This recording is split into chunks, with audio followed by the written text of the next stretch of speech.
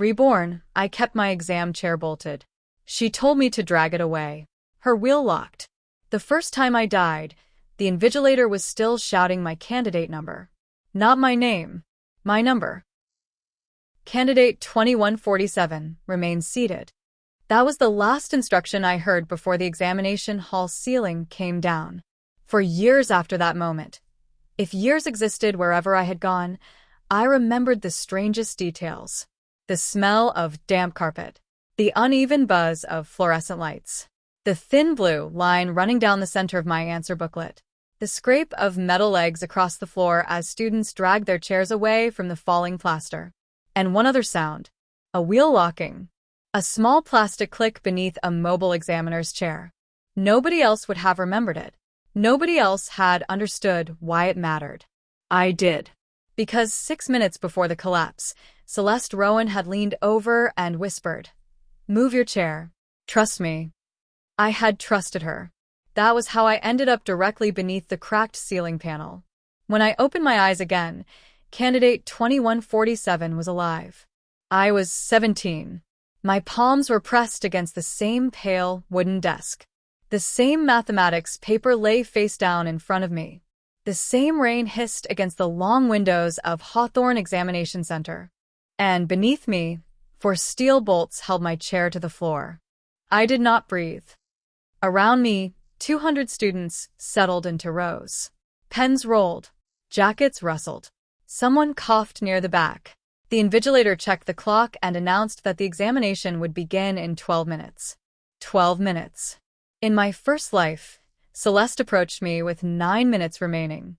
She would smile. She would point at the bolt beneath my left shoe. She would say the maintenance team had made a mistake and that my chair needed to be dragged 2 desks to the right.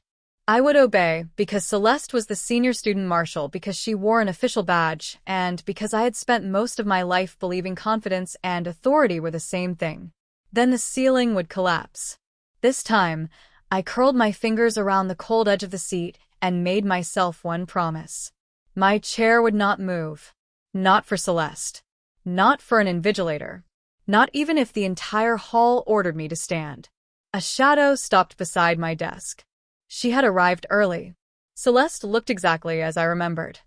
Ash blonde hair pinned into a low twist, black student marshal blazer, polished shoes that never seemed to pick up dust.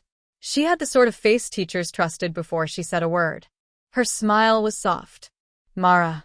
No one else in the hall used my name. To them, I was 2147.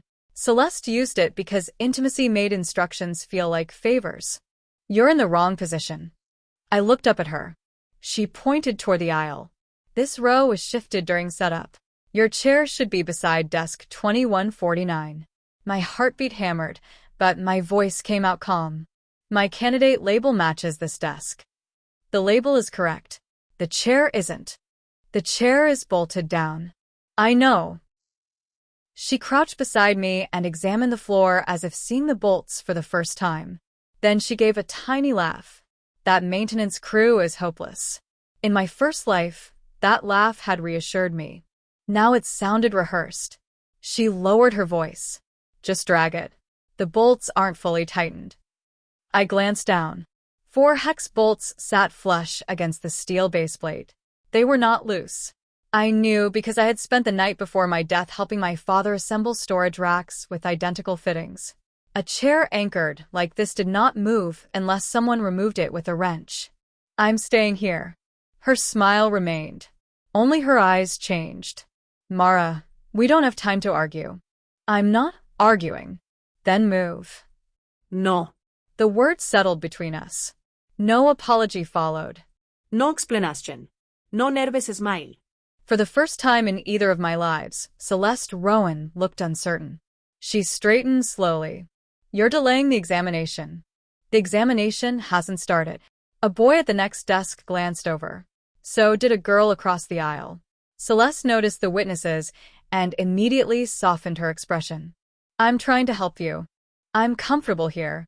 You won't be in 6 minutes. My breath caught. She realized what she had said. So did I. The boy beside me stopped arranging his pencils. Celeste recovered quickly. I mean when the aisle fills. This position is too narrow. It was a weak correction. She knew it. Before I could respond, the chief invigilator approached. Is there a problem? Celeste turned with a bright professional smile. Candidate 2147's chair was installed in the wrong location. I was asking her to shift it. The invigilator frowned at the bolts. That chair is fixed. Yes, but it can be released. With what? Celeste reached into the pocket of her blazer and produced a compact metal tool. Not a school-issued wrench. A ratchet key. The sight of it sent ice through my veins. In my first life, I had been so focused on obeying that I never asked why a student marshal carried a tool designed to remove floor bolts. The chief invigilator extended his hand. Give me that. Celeste hesitated. Only for a second. Then she passed it over. The invigilator tested one bolt. It did not move. He applied more pressure. The tool slipped. A sharp metallic crack echoed beneath the desk. Everyone nearby flinched. The ratchet head split along its casing. Not the bolt. The tool. Celeste stared at it. Her face lost color. The chief invigilator held up the broken piece. This is damaged. Celeste swallowed. It must have been old. It's new. The words came from behind us. A maintenance worker stood at the end of the row, carrying a toolbox. He walked over, took one look at the ratchet and frowned. That's one of ours. Celeste's fingers tightened at her sides. The worker turned it over. Or it was. He looked at the cracked housing, then at Celeste. This was reported missing yesterday. The hall became very quiet. And somewhere behind her, beneath a mobile proctor's chair, a wheel clicked into the locked position. Celeste heard it. Her head snapped toward the sound. So did mine. A woman in a gray examiner's jacket had just sat down 3 rows away. Her chair had 5 caster wheels. 4 rolled freely. The 5th did not. Celeste stared at that locked wheel as if it had betrayed her. Then she looked back at me. For one breathless moment, neither of us moved. I understood something I had missed in my first life. The falling ceiling had not been the whole plan. The chair had mattered. The wheel had mattered. And Celeste had expected both to move. The chief invigilator ordered her to wait near the front desk while he called the center manager. The examination was delayed by 11 minutes. Students complained under their breath. Pens tapped. Someone near the back asked whether the paper would still end on time. I sat perfectly still. Above me, the ceiling panel remained intact. For now. The center manager arrived, spoke quietly with the maintenance worker, and confiscated Celeste's badge. She tried to explain that she had borrowed the ratchet to correct a seating error.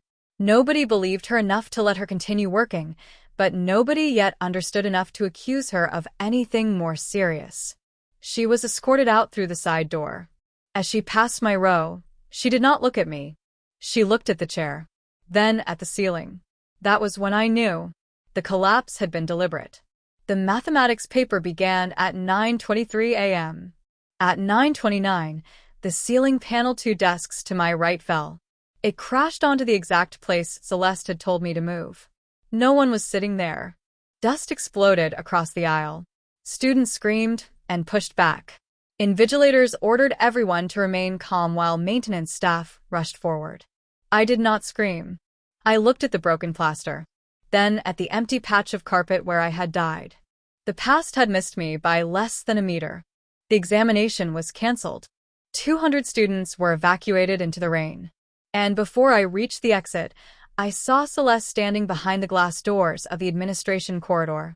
She was not frightened by the collapse. She was furious that I had survived it. That was the moment my second life truly began. By midday, the official explanation was structural failure caused by water damage. By evening, it had become an unfortunate coincidence. By the next morning, the school administration had already started burying it. Hawthorne College did not like scandals. It was the kind of school that displayed university acceptance rates on banners and hid everything else behind polished reception desks. Parents paid too much to believe their children were unsafe. The center manager sent an email explaining that all affected students would receive a rescheduled examination. The missing ratchet was described as a procedural concern. Celeste was not mentioned by name. I read the email 3 times. Then I printed it. In my first life, I trusted memory. In my second, I collected records. I created a folder on my laptop called Exam Incident and saved everything inside it. The email, the candidate seating map, photographs of the hall posted by students, screenshots of messages, even the weather report showing that the rain had started only 20 minutes before the collapse. Water damage did not form in 20 minutes. Someone had weakened that panel earlier. The question was why? And why me? I spent Saturdays searching through memories I had once dismissed as ordinary. Celeste was not my friend. Not really. We had worked together on the student academic committee for 6 months. She was 2 years older, admired by teachers, and already accepted into a prestigious legal studies program. She remembered birthdays, corrected uniform collars, and volunteered for every responsibility that placed her near records. Attendance records, exam schedules, scholarship lists. She had always known who was absent, who was failing, who had complained, who had changed classes. In my first life, I thought she was organized. Now I wondered what she had been tracking. At 8:14 that night, an unknown number sent me a message. You should have moved. I stared at the screen until it dimmed. Then another message appeared. Now everyone's result is delayed because of you. No threat. No name. Just blame. It was exactly how Celeste operated. She did not say, I wanted you injured. She said, you caused inconvenience by refusing. I took screenshots and saved them. Then I replied, who is this? The message showed as read. No answer came. On Monday, I returned to school. Conversations stopped when I entered the common room. Not because people hated me, because rumors had reached them first. According to one version, I had refused an evacuation order. According to another, I had deliberately loosened the ceiling panel because I wanted the exam canceled. The most creative rumor claimed I had staged the entire incident after stealing the mathematics paper. Celeste's name appeared in none of them. I placed my bag in my locker and turned around. A girl named Tessa Vale stood 3 meters away, pretending to read a notice board. Tessa had sat behind me in the exam hall. In my first life, she had escaped with a broken wrist. In this one, she had not been injured at all. She noticed me looking. Can we talk? Her voice was barely audible. We stepped into an empty music practice room. Tessa closed the door, then immediately opened it again.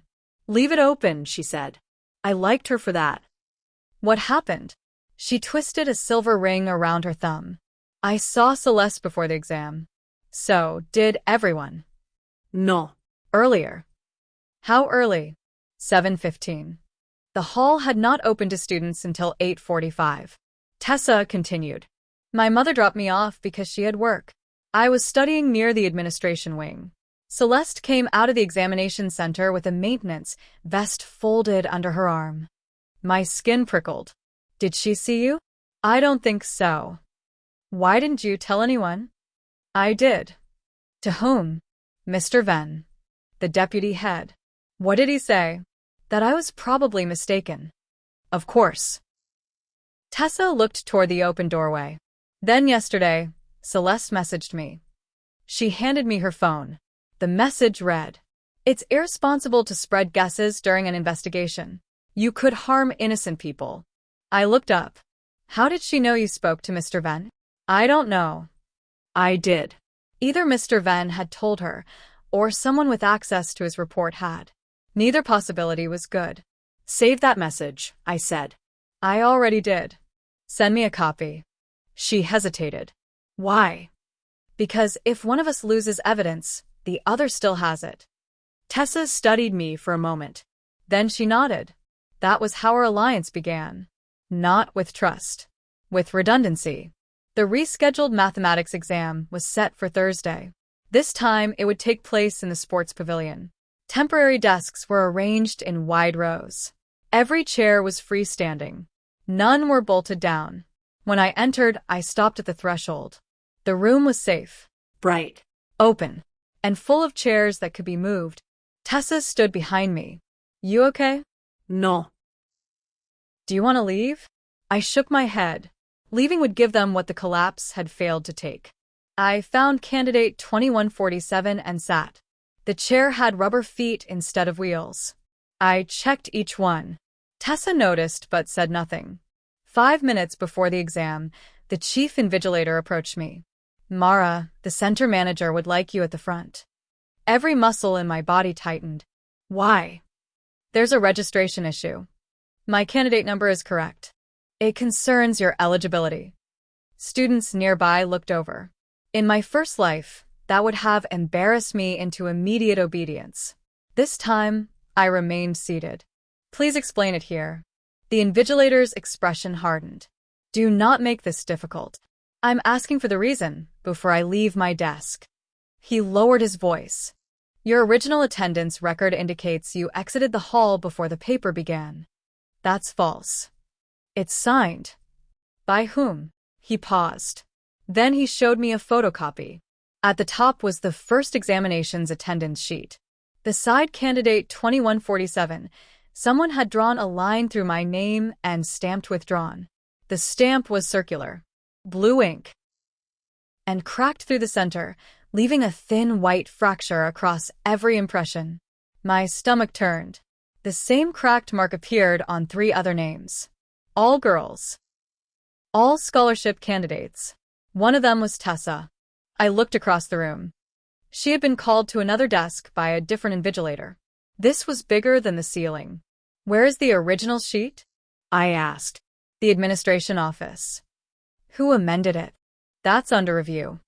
No, it isn't. The invigilator stiffened. I held up the photocopy. This says I withdrew before the exam. 200 students saw me inside the hall. You spoke to me after the ceiling fell. His jaw tightened. That doesn't change the paperwork. It proves the paperwork was altered. More students turned to listen. The invigilator reached for the page. I held it away. I need a copy. You are holding a copy. Then I'm keeping it. Mara. No. The word came easier this time. Not because I was fearless. Because I had already died once from obedience. The center manager entered through the side door. Miss Dalloway was a narrow woman with silver-rimmed glasses and an expression that treated every crisis as a scheduling problem. She approached quickly. What is happening? I handed her the attendance copy. This record was falsified. Her eyes flicked over the page. It may be an administrative error. 4 names were crossed out with the same stamp. She examined the cracked blue circles. For the first time, her composure shifted. Where did you get this? Your invigilator showed it to me. She turned on him. Who authorized you to display this? He looked confused. You told me to resolve the eligibility holds. I told you to wait. The room went silent. Ms. Dalloway realized she had said too much. She collected the sheet and ordered the exam delayed. Again. Students groaned. I did not. I watched her carry the photocopy toward the administration table, where a small blue stamp pad sat beside several forms. No stamp. Only the pad. Someone had removed it. The examination eventually proceeded. My eligibility was restored after 3 staff members confirmed I had been present during the collapse. Tessa's was restored too. 2 of the other crossed-out students were not so lucky. One had gone home after being told she was ineligible. The other was still arguing with her parents in reception when the paper began. During the exam, I kept thinking about the cracked stamp. It had appeared after Celeste's ratchet broke. 2 damaged tools. 2 failed attempts to erase people from their correct positions. A chair moved from safety. A name removed from attendance. Different methods. Same purpose.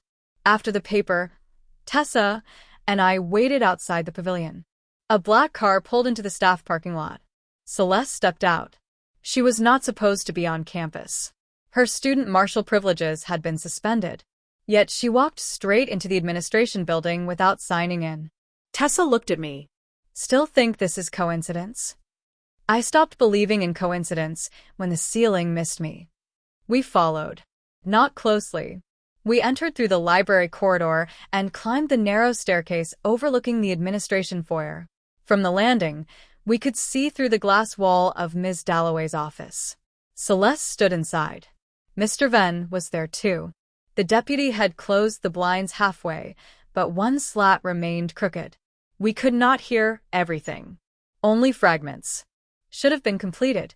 She refused. Stamp is unusable. For records. Then Celeste's voice, sharp and unmistakable. You told me the wheel would release. My entire body went cold.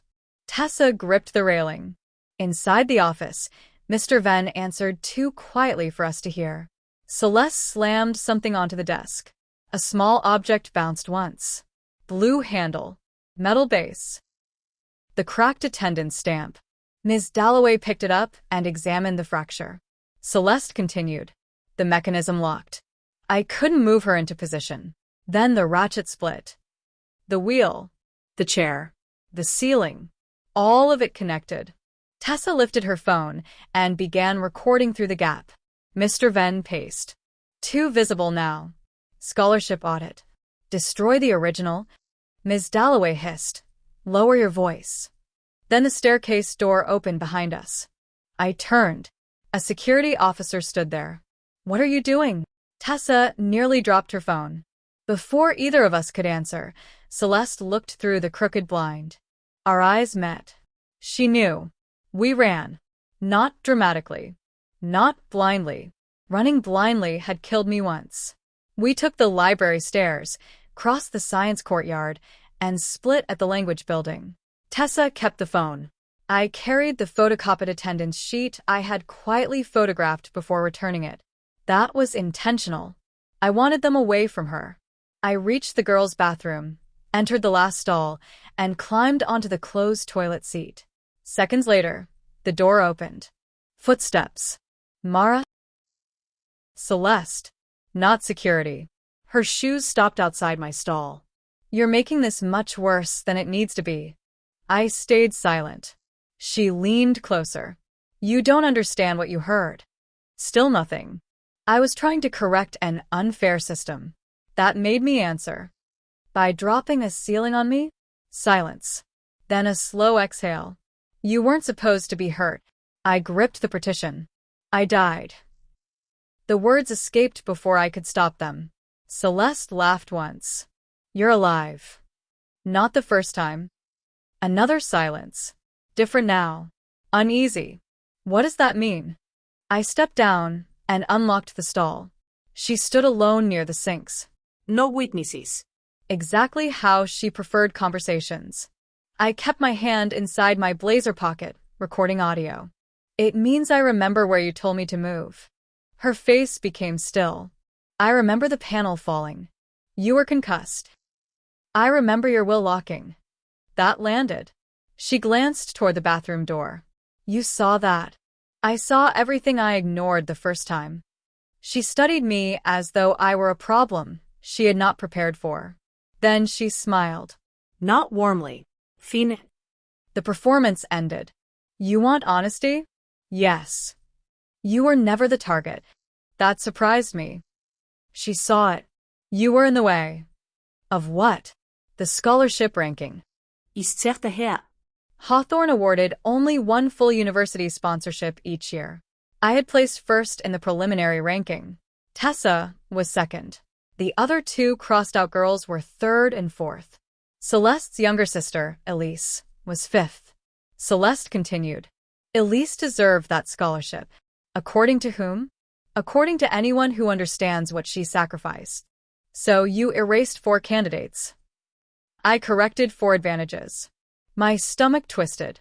You call attempted murder a correction?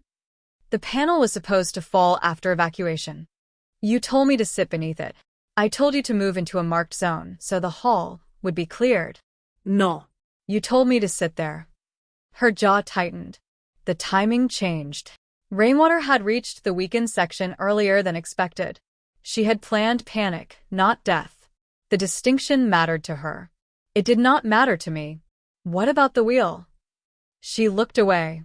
The mobile chair blocked the aisle marker. It needed to roll aside when the alarm sounded. But it locked. Yes. And the ratchet cracked. Yes. And your stamp cracked. Her eyes narrowed. You seem pleased. I'm alive.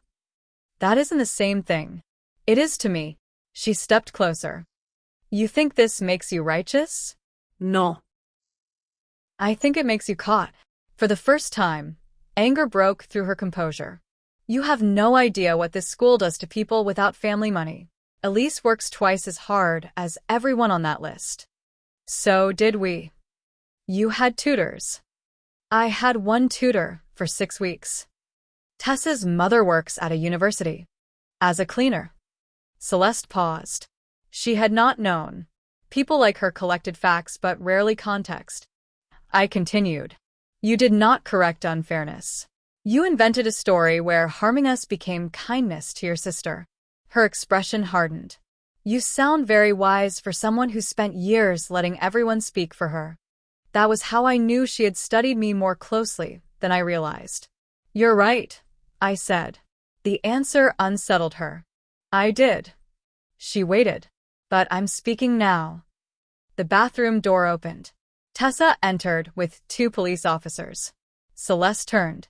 Her face emptied. Tessa held up her phone.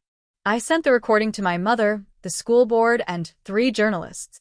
Pattern interruption. Celeste had expected secrecy. Tessa had chosen distribution. The officers asked Celeste to come with them. She did not resist. She did not cry. She looked at me once before leaving. Not with hatred. With disbelief. Her entire plan had depended on people protecting institutions, reputations, and themselves. She had never imagined 2 frightened girls would protect the evidence instead. The school closed for 3 days. News vans lined the street. Parents demanded resignations. Students posted photographs of every maintenance defect on campus. The education authorities seized records from the administration office. The original attendance sheet was recovered from a locked cabinet beneath Ms. Dalloway's desk. My name had not merely been crossed out. The paper had been cut around it. A rectangular hole sat where candidate 2147 should have been. The other 3 names were removed the same way. Investigators found duplicate sheets, altered scholarship scores, forged withdrawal forms, and correspondence between Celeste, Mr. Venn, and Ms. Dalloway. The conspiracy had begun months earlier. The ceiling collapse was only the most reckless part. Students had been quietly removed from competitions through attendance errors. Scholarship applications had been marked incomplete after documents disappeared. Interview invitations had been redirected to inactive email addresses. Elise Rowan did not know. That became clear almost immediately. She was 15, horrified, and furious with her sister. She withdrew from the scholarship process before anyone asked her to. I saw her once outside the police station. She approached me while reporters shouted questions from behind barricades. I'm sorry. Her voice shook. You didn't do it. She did it for me. No. I looked toward the cameras. She did it because she wanted control. You were the excuse. Elise started crying. I did not hug her. I did not tell her everything would be fine. Some grief should not be rushed away. But I stood beside her until her father arrived. The school board suspended Mr. Venn and Ms. Dalloway. The maintenance contractor admitted that Celeste had used a copied access card. The chief invigilator resigned after investigators discovered he had ignored earlier complaints about altered attendance records. And me? I became famous for 6 days. Then the internet found something else. That was a relief. Fame had never been my goal. Proof was. The scholarship audit took 2 months. Every candidate was res-cored by an external panel. Anonymous numbers replaced names. Family connections and teacher endorsements were temporarily removed from the first round. I placed second. In my first life, that result would have devastated me. I had thought survival needed to be rewarded with victory. But the first-place candidate was Tessa. When the results were announced, she stared at the screen in silence. Then she said, "This has to be wrong." "It isn't. You scored higher than me in mathematics. You scored higher everywhere else." She looked guilty. That irritated me. Do not turn fairness into another reason to apologize. She laughed through tears. You sound terrifying now. Good. The scholarship committee added a second award after donors responded to the scandal. I received it, not because I had survived, because my anonymous score qualified. That distinction mattered more than the money. The final hearing against Celeste happened 11 months later. By then, I was 18. The courtroom was smaller than television had taught me to expect. No dramatic gallery. No sudden confession. Just wooden benches, paper files, and air conditioning that hummed too loudly.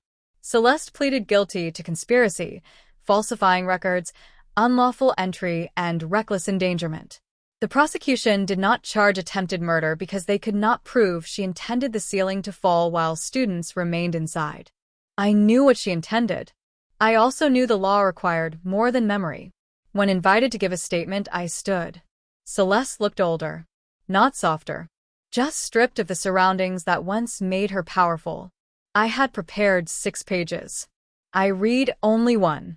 I used to think the worst thing she did was tell me to move my chair. It was not.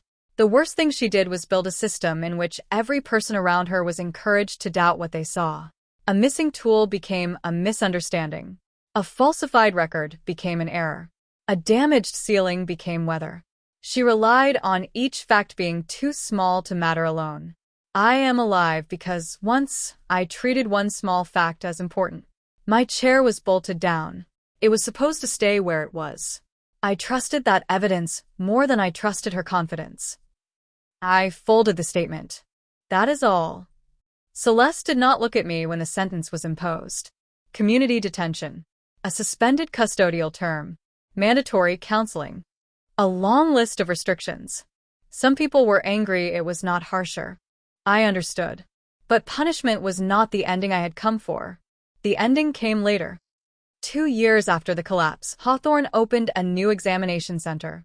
The old hall had been demolished. Tessa and I were invited to attend the opening, because institutions enjoy turning survivors into symbols once the legal risk has passed. We almost refused. Then we saw the new design plans. Every desk was numbered electronically. Attendance updates required 2 staff approvals. Cameras covered every entrance. Maintenance tools were logged by barcode. And every candidate chair was bolted to the floor. I laughed when I saw that. Tessa looked at me. What? They learned the wrong lesson. What lesson should they have learned? That a bolted chair only helps if the person sitting in it is allowed to say no. She considered that. Then she walked to the front row. A small brass plaque had been fixed near the entrance, in recognition of the students who protected the integrity of this institution.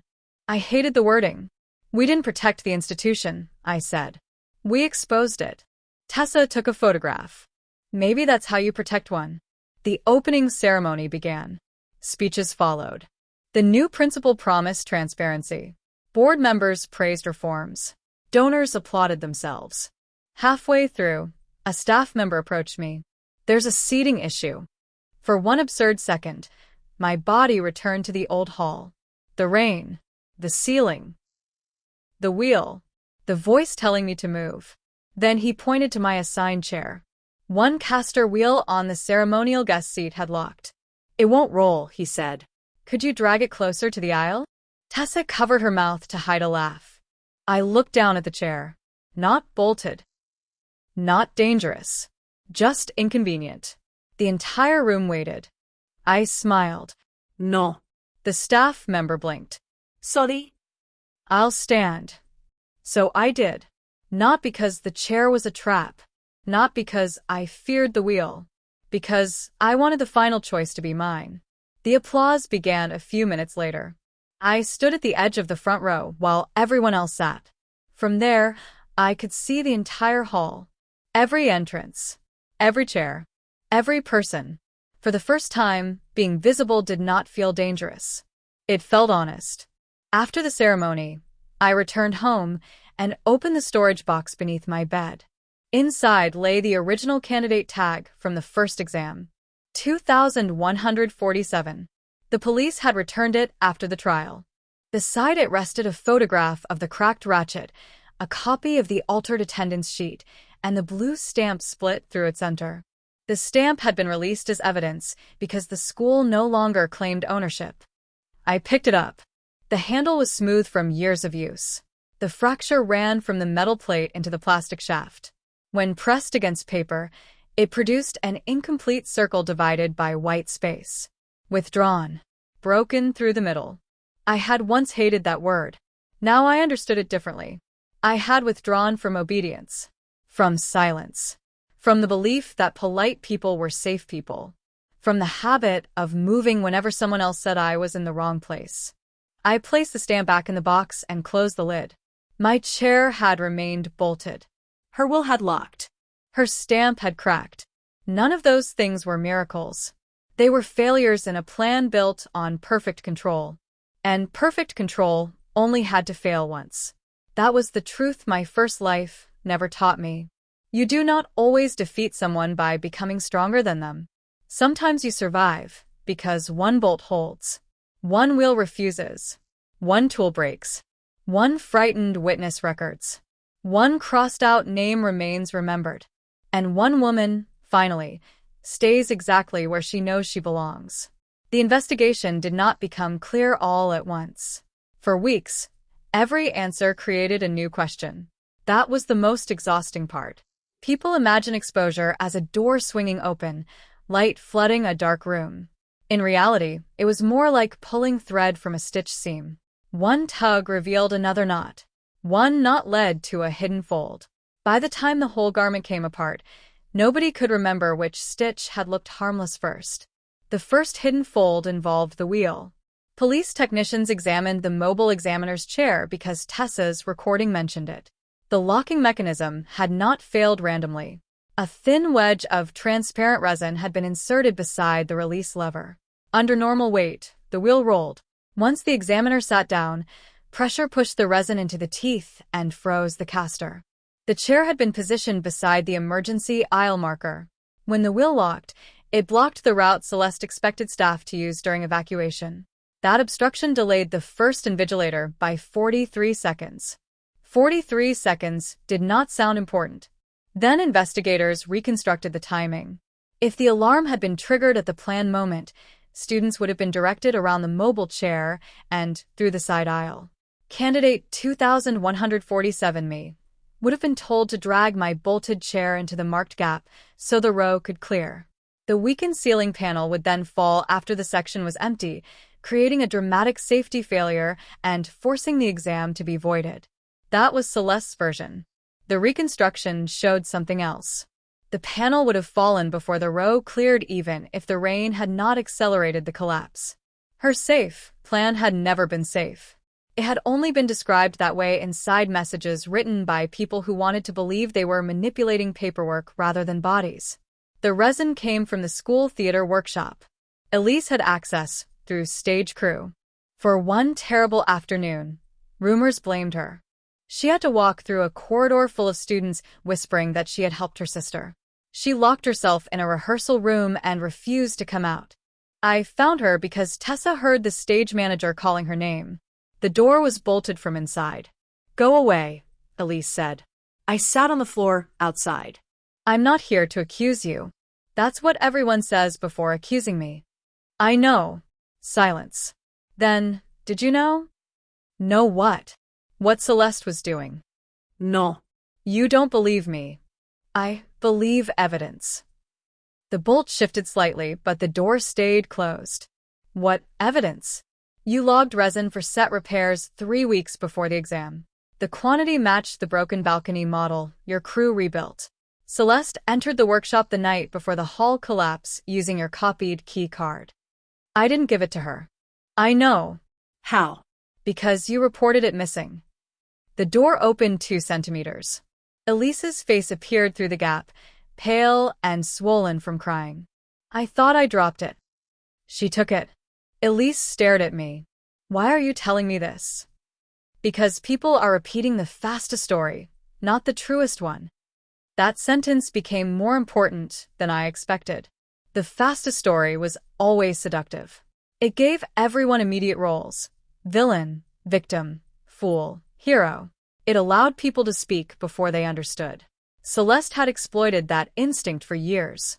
so we slowed everything down. Tessa created a shared archive with dates, sources, and confidence levels. Confirmed facts went in one column. Claims went in another. Assumptions were marked in red.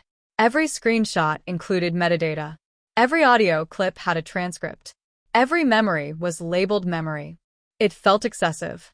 Then a national newspaper misreported that I had escaped moments before the collapse. I had not escaped. I had remained seated. That distinction was the entire story. We sent a correction with evidence. The article changed within an hour. From then on, whenever someone asked what happened, I answered carefully. I refused to move from a bolted chair. The ceiling fell beside me. Later evidence showed the seating change was connected to altered scholarship records. No embellishment. No dramatic claims I could not prove. Truth did not need decoration. It needed structure. The second hidden fold involved my father. He worked as a municipal building inspector, which immediately created another rumor that I had known about the unsafe ceiling through him. In reality, he had never inspected Hawthorne. Private schools used independent contractors. Still, investigators questioned him for 6 hours. When he came home, he placed his keys on the table and sat without removing his coat. "I'm sorry," I said. He looked up. "For what?" "This happened because of me." No. He said it so firmly that I flinched. "This happened to you." I stared at the floor. He continued. "Do not adopt responsibility just because someone leaves it near you." That was such a precise description of my old life that I started crying. My father did not ask why. He made tea, sat beside me, and waited. In my first life, I rarely told him when I was frightened. I thought silence made me easier to love. In my second, I told him everything except the rebirth. The death. The impossible return. Those truths remained mine because I did not yet know how to share them without sounding unwell. But I told him about Celeste. The messages. The bathroom. The way my body reacted whenever furniture scraped across a floor. He listened. Then he took me to a trauma counselor. At first, I hated the sessions. The counselor, Dr. Noor, kept asking what I felt in my body. I wanted strategy, not feelings. I wanted to discuss evidence. She asked about my shoulders. I said they were irrelevant. She asked why I always chose the chair nearest the door. I said it was practical. She asked why I checked ceilings.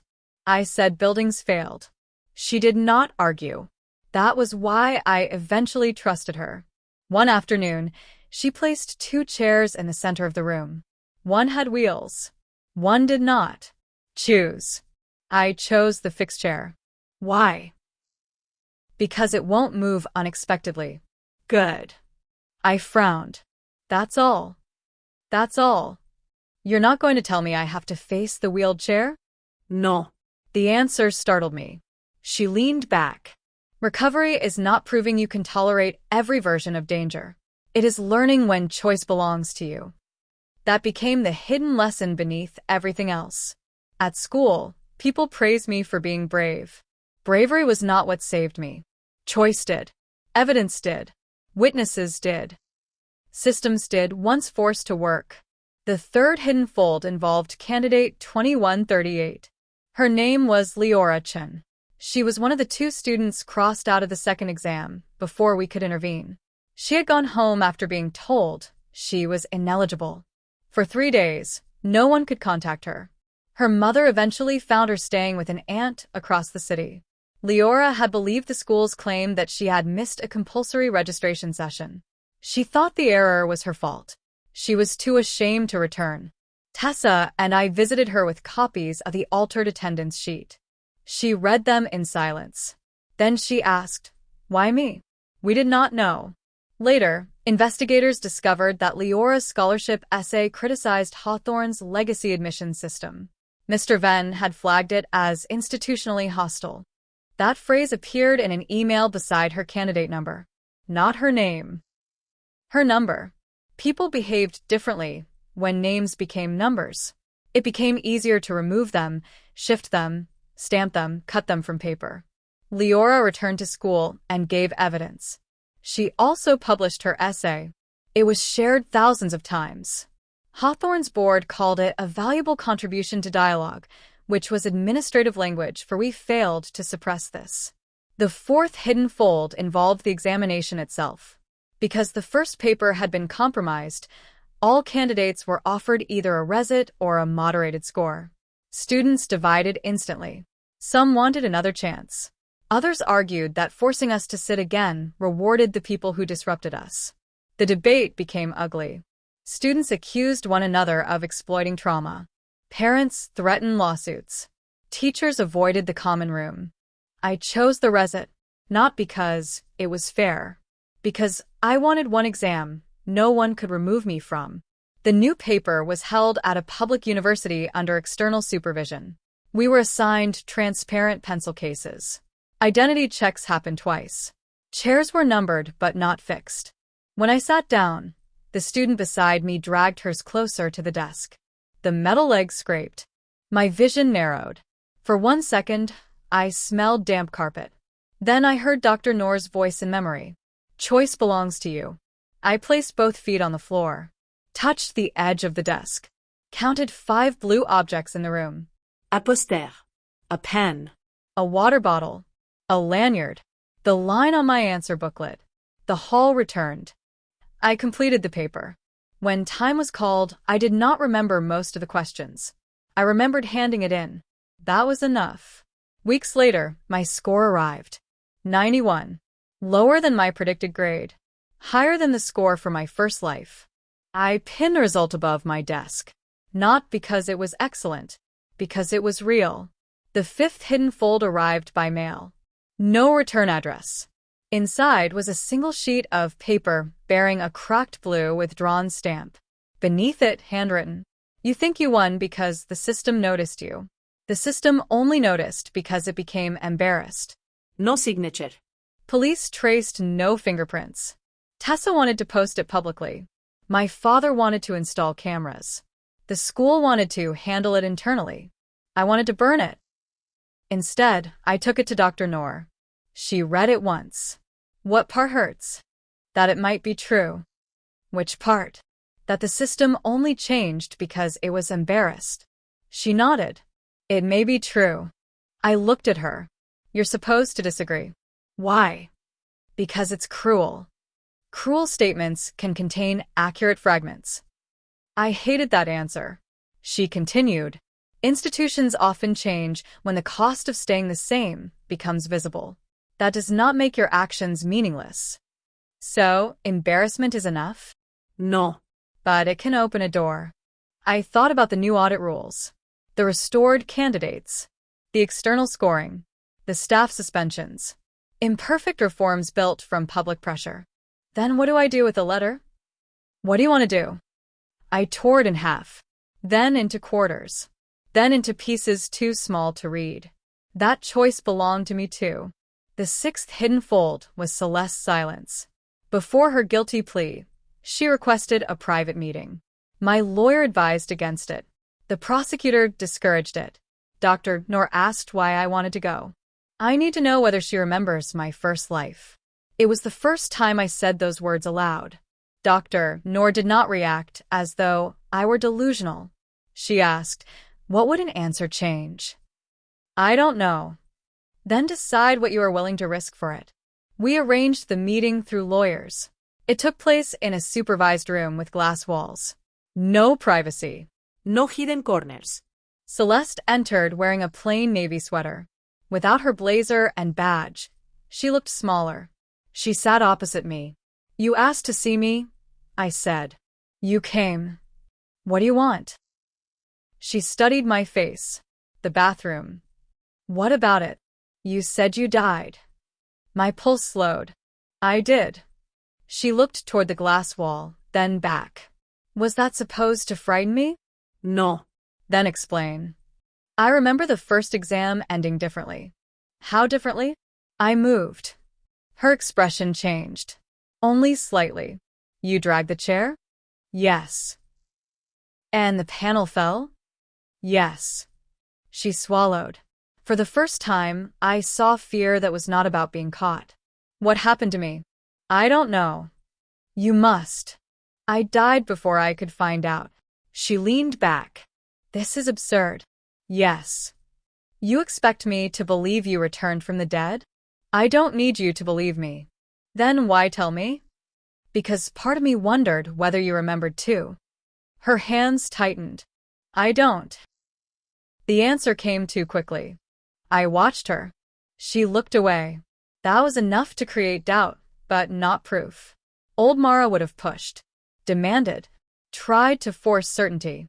New Mara understood that some doors did not open safely. I stood. Celeste looked up. That's it. Yes. You came here, told me an impossible story, and now you're leaving? Yes. Her composure cracked. What happened after you died? I don't know. What happened to Elise? I don't know. To me? I don't know. She struck the table with her palm. You can't leave it there. I looked at her. That is what you did to everyone else. You made uncertainty their punishment. She froze. Then I walked out. I never learned whether she remembered. Eventually, I stopped needing to know. The seventh hidden fold was the future. People asked what I planned to study as though survival should produce a grand calling. Law, perhaps. Structural engineering. Investigative journalism. Psychology. I chose data science. Not because it matched the story. Because I liked patterns. I liked finding the point where numbers stopped behaving normally. I liked systems that revealed manipulation if you asked the right questions. At university, I built a project that detected anomalies in attendance and assessment records.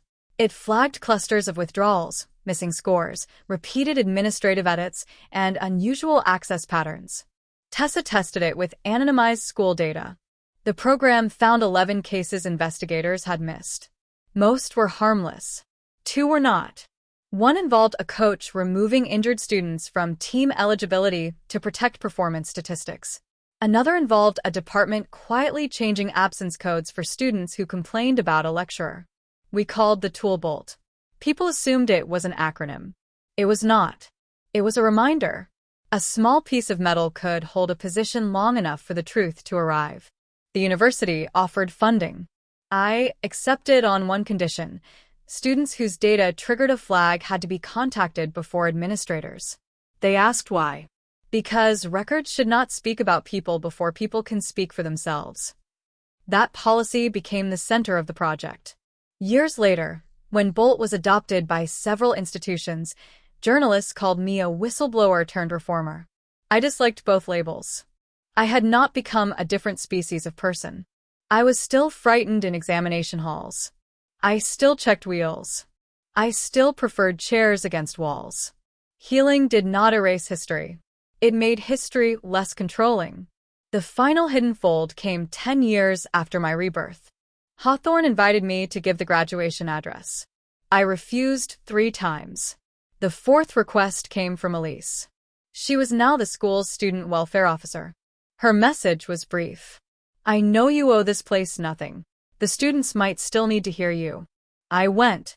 The hall had been rebuilt again. The brass plaque was gone. In its place stood a digital display explaining the examination reforms and naming the students whose complaints had led to change. My name appeared among many others. That felt right. Before the ceremony, Elise met me backstage. She looked more like Celeste than I remembered. Same ash blonde hair. Different eyes. Thank you for coming. I came for the students. I know. She handed me a small object wrapped in cloth. Inside was a caster wheel. The locked wheel from the examiner's chair. I stared at it. The evidence unit released the remaining items, she said. The school wanted to display it. And you didn't? No. Why give it to me? I thought you should decide. For a moment I was 17 again. Rain on windows. A click beneath a chair. A plan failing. I turned the wheel in my hand. The resin wedge had yellowed with age. The lock teeth were worn. Then I handed it back. Dispose of it. Elise blinked. You don't want it? No. What about the museum display? No. Why? Because the important thing was never that the wheel locked. I looked toward the stage where hundreds of students waited. It was that we noticed. The graduation address lasted 9 minutes. I did not tell them to be brave. I did not tell them to follow their dreams. I said. Most harm does not arrive announcing itself as harm. It arrives as a correction, a favor, a request to move slightly, a form to sign, a name to cross out, a rule nobody has time to explain. You will spend your lives surrounded by confident instructions. Some will be wise. Some will be necessary. Some will be wrong. Your task is not to distrust everyone. Your task is to remain present enough to notice when the evidence beneath you does not match the voice above you. The hall was silent. I continued. When that happens, pause. Ask. Document. Invite witnesses. And remember that refusing to move is also an action. Afterward, a student approached me. She held an exam admission slip. My candidate number is printed wrong, she said. They told me it doesn't matter. What do you think? I think it matters. Then make them correct it. She nodded. No dramatic revelation followed. No conspiracy. The office fixed the number in 5 minutes. That was the ending I wanted. Not every corrected record needed a scandal. Not every refusal needed a collapse. Sometimes systems worked because someone had taught a young woman that small facts were worth protecting before they became disasters. That evening, I returned to my hotel and stood by the window overlooking the city. Traffic moved below. Office towers blinked. Somewhere, thousands of chairs rolled, locked, scraped, and stayed still. I thought about the version of me who had died beneath the ceiling. For years, I treated her like a separate person. A victim. A warning. Eventually, I understood she was still me. She had not been weak. She had made the best decision she could with the information and habits she had. I no longer blamed her for moving. I thanked her for remembering. Without her fear, I would not have checked the bolts. Without her death, I would not have recognized the wheel. Without her regret, I might never have learned that survival was not proof of worth, only another chance to choose. I closed the curtains. The room's desk chair had wheels. One was slightly crooked. I tested it. It rolled. Then I sat. Not because I had conquered anything, because tonight I wanted to. And that was enough. The week after the second examination, Hawthorne tried to return to normal. That was its first mistake. Normal meant bells at the same times, polished floors, announcements about debating finals, and teachers reminding us that uniform socks must remain above the ankle. Normal meant pretending the administration offices were not being searched by investigators. Normal meant asking students to focus on coursework while police carried sealed evidence boxes through the foyer. Normal was impossible. Every chair scrape made someone flinch. Every time an invigilator entered a room with a clipboard, conversation stopped. Students started photographing attendance sheets before signing them. Teachers complained that this delayed lessons. Students continued anyway. One morning, a substitute teacher marked Tessa absent while she was sitting directly in front of him. "Sir," she said, "I'm here." He barely looked up. "I'll correct it later." No. The class became silent. Tessa took out her phone and photographed the roll on his desk. "I need you to correct it now." The substitute frowned. "You are being disruptive." "I am being present." A month earlier, Tessa would have apologized. Now she waited. He corrected the record. Small moments changed before policies did. That frightened the school more than the headlines. The administration could write new procedures. It could not easily restore the old instinct to obey. Students began asking why. Why were scholarship interview lists private? Why could one deputy head override 4 teachers? Why were maintenance reports stored in the same office as examination records? Why did student marshals have unsupervised access to secure corridors? Every question revealed another habit that had survived because no one had asked it aloud. The board scheduled a community listening forum. The phrase sounded harmless. The event was not. More than 600 people filled the auditorium. Parents stood along the walls. Alumni joined by video. Reporters waited outside because the board banned recording devices. That ban lasted 8 minutes. A Year 10 student named Amina raised her hand. If this is a listening forum, why can't there be a record of what you hear?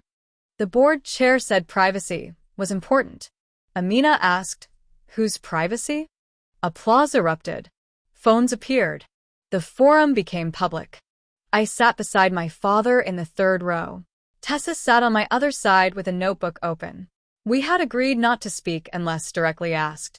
The investigation was active. Anything we said could complicate it. Then a parent took the microphone. My daughter lost her scholarship interview because she failed to submit a document. Leora's mother stood. She submitted it. The parent turned. How do you know? Because I watched her upload it. Another parent spoke. My son's sports trial disappeared from the system. A teacher at the back raised her hand. That happened to 3 students. Questions multiplied. Not all involved Celeste. That was the revelation. The conspiracy had exploited weaknesses that already existed. Some staff had changed records for convenience, favoritism, or self-protection long before Celeste weaponized the system for Elise. Celeste had not built the entire machine. She had learned how to drive it. The board chair tried to end the forum early. The doors were blocked by people still waiting to speak. My father leaned toward me. This is bigger than one person. I know. Does that help? No. It did not help. It made the danger less containable. One villain could be removed. A culture could hide inside replacements.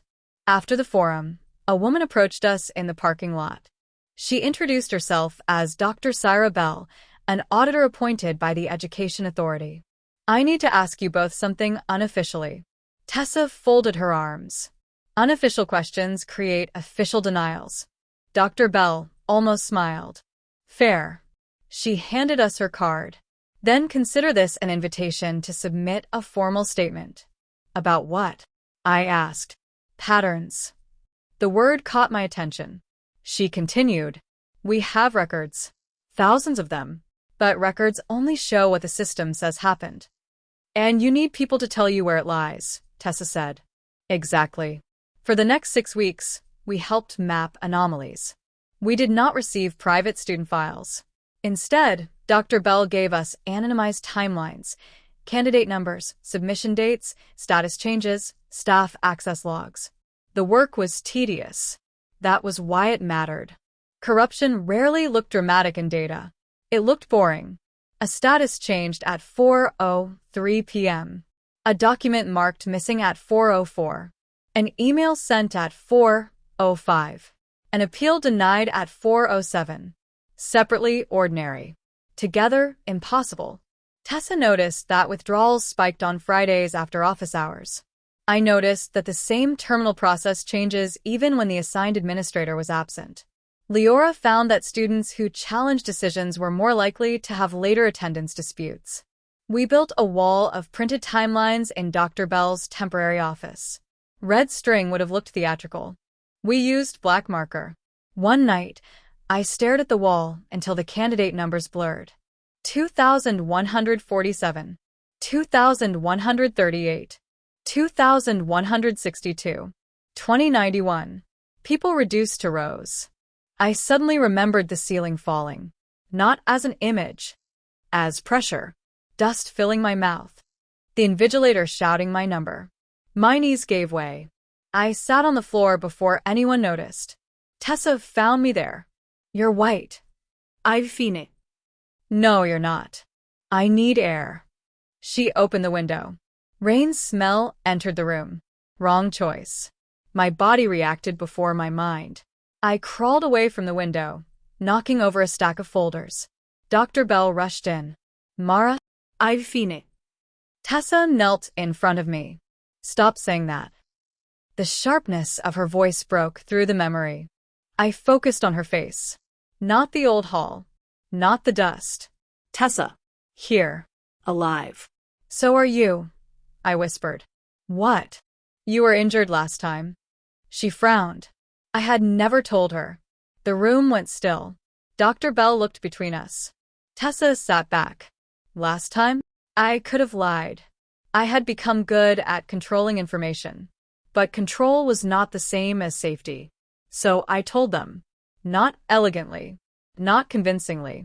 I told them I had lived this examination once before. I had moved the chair. The ceiling had fallen. I had died. I woke again 12 minutes before the exam and refused. Dr. Bell listened without interruption. Tessa asked only one question. What happened to me? You broke your wrist. That's it. I don't know. I died. She absorbed that. Then she gave a shaky laugh. I've been feeling guilty that you saved me. I didn't. You did. No. I saved myself. You happened to be outside the impact zone because I changed the seating delay. Tessa looked offended. You are terrible at accepting gratitude. Probably. Dr. Bell closed the office door. Do you believe this literally? Yes. Could it have been a trauma dream? No. How do you know? Because I knew the panel would fall at 9:29. You could have inferred risk. I knew Celeste would tell me to move. You knew her habits. I knew the wheel would lock. Dr. Bell had no answer. Tessa did. I believe you. Ist certa her. That quickly. No. She sat beside me on the floor. I believe you because it explains why you looked at me like a ghost the first day we spoke. I had not realized she noticed. She continued. And because you knew details before we found them. Dr. Bell was more cautious. I don't know what I believe. That's fair. But your account remains evidence of your state of mind, not of events. I know. She nodded. That was why I trusted her. She did not transform belief into proof. After that night, the work changed. Tessa stopped treating my fear as a problem to solve. Dr. Bell scheduled shorter sessions. I stopped pretending data could not hurt me. We found 47 alter records. 17 had innocent explanations. 9 resulted from poor training. 8 involved staff protecting performance statistics. 6 involved favoritism. 4 connected directly to Celeste's scheme. 3 remained unexplained. Those 3 bothered me most. Unexplained did not mean sinister. It meant unfinished. In my first life, I would have chased certainty until it consumed me. In my second, I learned to label the unknown and continue. The interim audit report was released in winter. It was 183 pages. Most people read the executive summary. I read every page. The report recommended independent record backups, dual authorization, audit trails visible to students, and automatic notifications whenever status changed. Buried on page 141 was one sentence. Institutional trust had been treated as a substitute for verification. I underlined it. That was the entire story. Not evil. Not genius. Trust replacing evidence. The school appointed a new acting principal, Dr. Cade. He invited student representatives to review reforms. Tessa joined immediately. Leora joined after pretending she was too busy. I refused. Dr. Cade came to find me in the library. You've criticized the system more clearly than anyone. That doesn't mean I should design it. Why not? Because I'm angry. Anger can identify problems. It can also make every safeguard look too weak. He sat opposite me. What would make you participate? Student access to their own audit history. That raises privacy issues. It is their data. Staff notes may contain protected information. Then separate notes from status changes. That is technically difficult. So was hiding 47 alterations. He stared at me, then smiled. You negotiate like a hostage specialist. I learned from someone who treated choices like weapons. He accepted the condition. The student portal was redesigned. For the first time, students could see when attendance, grades, eligibility, and submission status changed, who approved the change, and how to challenge it. The feature was called My Record. I hated the name. It sounded like ownership after years of exclusion. Still, it worked. During the first month, students filed 92 correction requests. Administrators complained. Dr. Cade published the number proudly. Errors becoming visible is evidence of improvement, he said at assembly. That sentence earned him more trust than any polished speech. Celeste's defense team attacked the audit. They argued that widespread record problems proved she was being scapegoated for institutional failures. Legally, it was clever. Morally, it was almost persuasive. If many people altered records, why punish her alone? The answer was simple. Others had made errors or abused authority. Celeste had connected record manipulation to physical danger. She had weakened a ceiling panel. She had sabotaged a wheel. She had carried a stolen ratchet. She had tried to move a human body into a planned hazard. The line mattered. At the preliminary hearing, her barrister questioned me for nearly 2 hours. Miss Ellison, you disliked my client before the examination incident, correct? No. You competed with her sister for a scholarship. I competed with every eligible candidate. You resented Miss Rowan's authority. I barely thought about her. You expect this court to believe a senior student marshal independently orchestrated maintenance sabotage, record alteration, and examination disruption? No. He paused. What do you expect the court to believe? That she did it with adults? A murmur moved through the gallery. The barrister changed direction. You claim your chair was bolted. It was.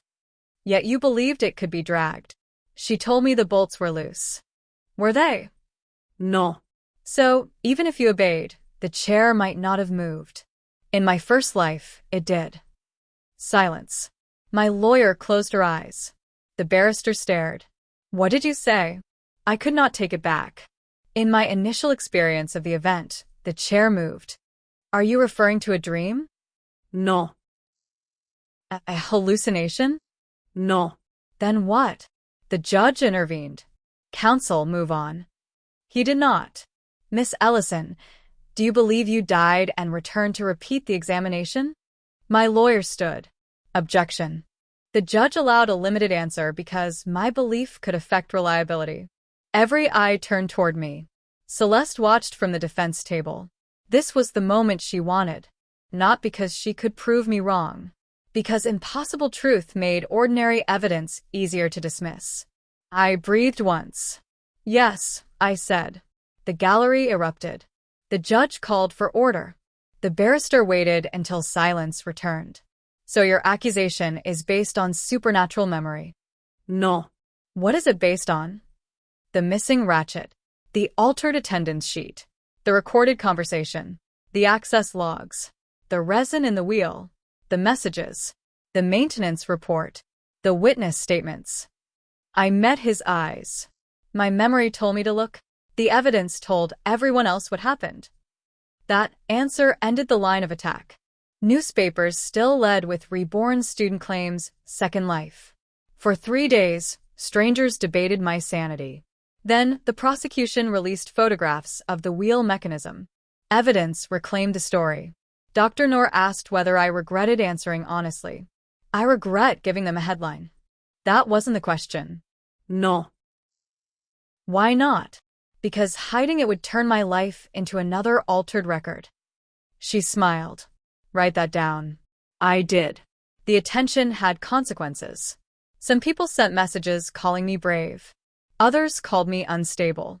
A religious group invited me to speak about resurrection. A television producer offered money for exclusive rights. A scientist requested brain scans. I declined everything. Tessa created an automatic email response. Mara is not available to validate your theology, entertainment concept, or speculative research proposal. She enjoyed sending it too much. One message was different. It came from a woman named Helen Ward. 26 years earlier, she had attended Hawthorne. Her examination record showed she withdrew from a chemistry final. She insisted she had been present. The school had dismissed her complaint. The missing result cost her a scholarship. Helen still possessed her candidate tag. She sent a photograph. Number 0842. Dr. Bell reopened archived records. The original paper attendance sheet had been destroyed according to retention policy, but a microfilm copy survived in an off-site archive. Beside candidate 0842 was a circular withdrawn stamp. A thin white fracture ran through the center. The stamp had been cracked long before Celeste used it. That changed everything. Celeste had not created the altered record method. She inherited it.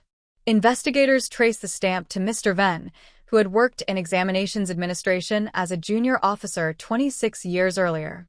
Helen's case became the oldest confirmed manipulation. When confronted, Mr. Venn denied remembering her.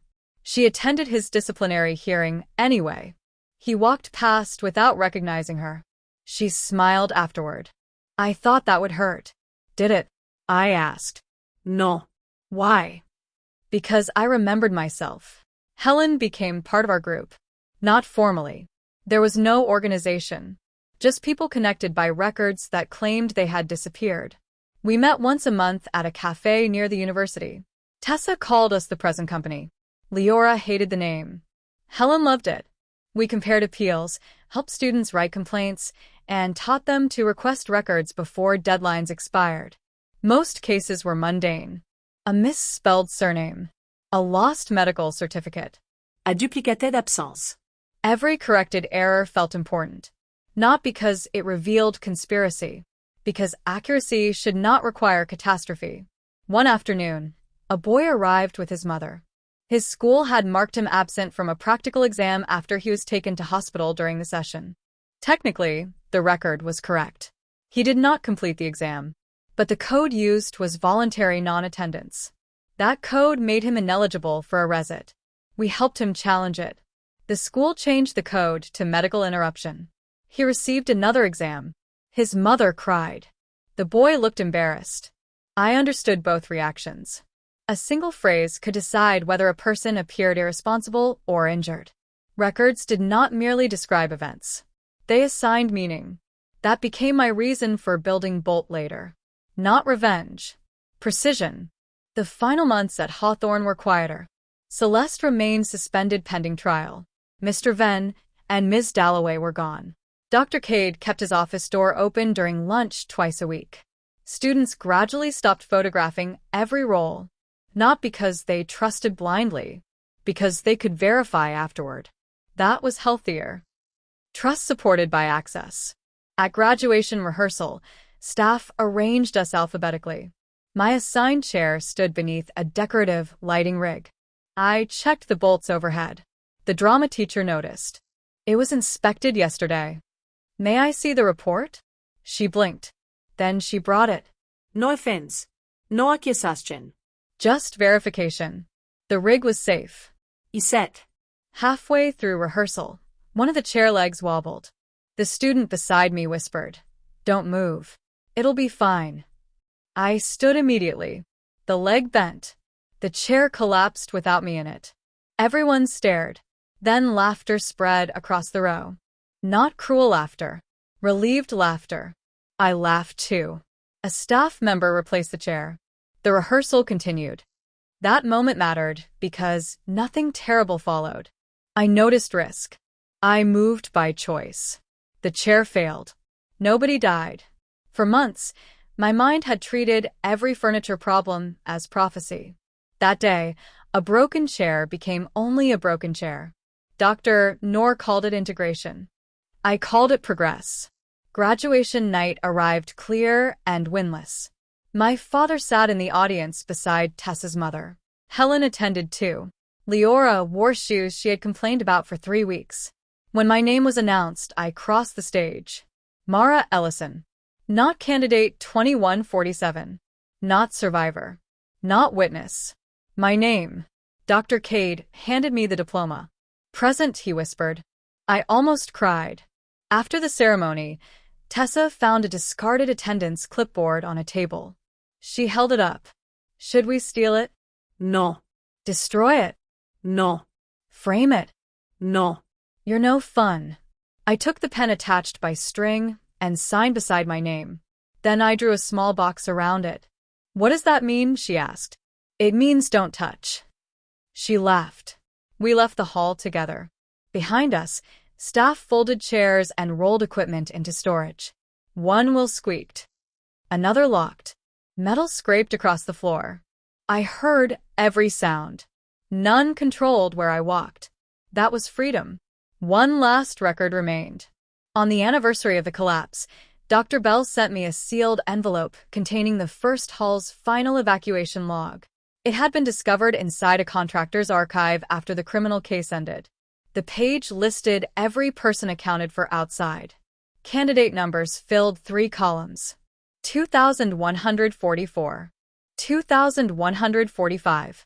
2,146. Then a gap. 2,148. 2,149. My number was missing. At first, anger rose so quickly that my hands shook. After everything, one final document still claimed I had vanished. Then I turned the page. A handwritten note had been added beneath the printed list. Candidate 2147 remained inside until secondary evacuation. Confirmed alive. The same man who had shown me the altered attendance sheet. The same man who later resigned for ignoring complaints. He had failed me in one way and recorded the truth in another. People were rarely clean categories. That was difficult to accept. I wanted the guilty to be entirely guilty and the helpful to be entirely good. Reality resisted. Some witnesses hesitated. Some officials corrected one error while protecting another. Some people became brave only after danger was public. The note did not erase his failures. His failures did not erase the note. I added the evacuation log to my archive. Not as forgiveness, as completeness. Later that day, I visited the site where the old examination hall had stood. The new building covered most of it, but a narrow strip of original pavement remained beside the service entrance. I found the approximate place beneath my former row. There was no plaque, no mark, only concrete warmed by afternoon sun. I stood there for several minutes. In my first life, this was where people carried my body out beneath a silver emergency blanket. In my second, it was where I walked away in the rain. Both memories belong to me. I placed my palm against the wall. Present, I said. No one answered. No one needed to. A delivery worker pushed a trolley through the service entrance. One wheel caught against the threshold and locked. He sighed, tilted the trolley, and freed it. The wheel rolled again. Such a small, ordinary sound. Once, it would have sent fear through every muscle. Now I simply watched him continue. Then I turned toward the street. My life did not become perfect after rebirth. I still made poor decisions. I trusted people who disappointed me. I sometimes stayed too long, and sometimes left too soon. Knowing one future did not make me wise in every new one. But I learned to pause before surrendering my place. That pause became the difference. Between instruction and consent. Between a record and the truth. Between being moved and choosing to move. The world would always contain people who spoke as though their certainty gave them ownership of everyone nearby. It would also contain bolts that held, wheels that refused, stamps that cracked, and witnesses who decided a small inconsistency was worth remembering. I could not control which one appeared first. I could control what I did when it did. So when someone asked me, years later, what single moment changed my life, I never mentioned the collapse. I said. The moment she told me to drag my chair away, and I looked down. Because that was when I stopped letting another person's confidence replace the evidence beneath my own feet. That was when candidate 2147 became Mara again. And that was when I stayed. Coda. Candidate 2147. Years after the case ended, I received a package from Tessa. Inside was a framed copy of the second examination attendance sheet. Not the altered original. A restored version created from witness records. Every candidate name appeared in its proper row. Mine was there. Mara Ellison present. No stamp. No line. No hole cut through the paper. At the bottom, Tessa had written, "Records are promises about what happened. Make them keep the promise." I placed the frame above my desk at Bolt's office. Visitors often assumed it was a certificate. I rarely corrected them unless they asked. One afternoon, a new intern stopped beneath it. "What does candidate 2147 mean?" "It means I was there." She waited for more. There was more. There would always be more. But the simplest truth deserved to stand on its own. I was there. I remained. I remembered. And when someone told me to erase myself from the place I had earned, I finally understood that the line through my name was never proof that I had left. It was proof that someone needed the world to forget I had stayed. The world did not forget. Neither did I. The end.